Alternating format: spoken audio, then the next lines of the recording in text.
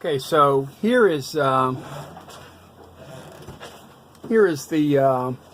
forward hatch we were talking about, and then down below here you can see where you see this is the kind of damage we've got here, where these becks and port lights. I don't know that they've ever been resealed since day one, but it's a common problem. But you know, pretty much a disastrous result here that this hadn't been tackled a little bit earlier. So I essentially lost all of that. All the liner here was completely disintegrated.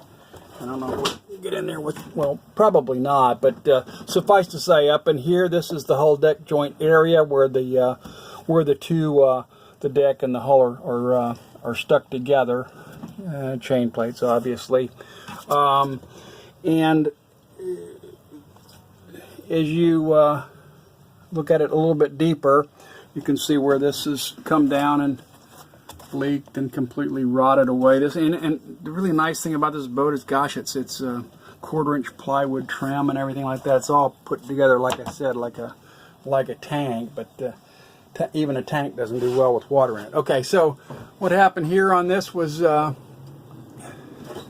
you can hear. So here's an example of the original plywood, which was okay, and essentially that little piece right there is all that was left. So I had to go back in, pull the headliner down, replace all this, and laminate this stuff all back. This is all laminated together, and then the hatch rebedded into good solid wood there. So we got a good tight seal, and here is let's see, where's the trim at?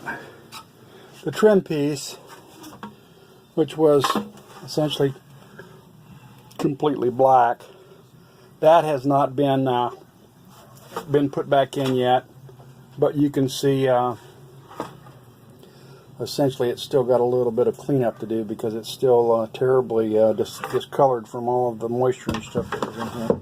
So, like I said, the good news is that once that was done, all the leaks have stopped there.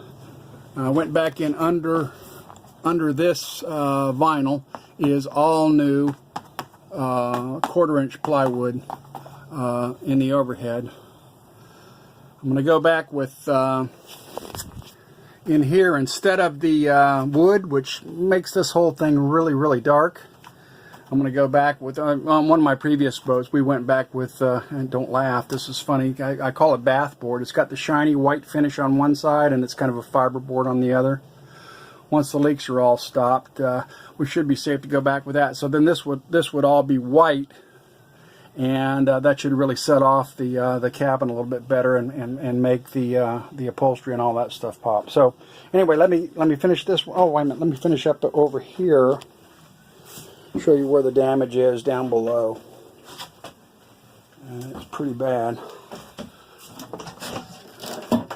So where I showed you the hull deck joint earlier, it's coming in there by the gallon, running down inside this hanging locker, behind the paneling here, which has been removed, and then right into a two 3/4-inch plywood sistered sheets. And essentially the frame was built up to this level, and you can see essentially the areas, all of the rotten stuff has been pulled out, and then here, this area here, essentially filled with water and stayed that way, and then as it leaked from this area here into that plywood frame, it just rotted it completely. So when I pulled that out, I mean, essentially got that's the second bag of verdigris from what's left of the wood.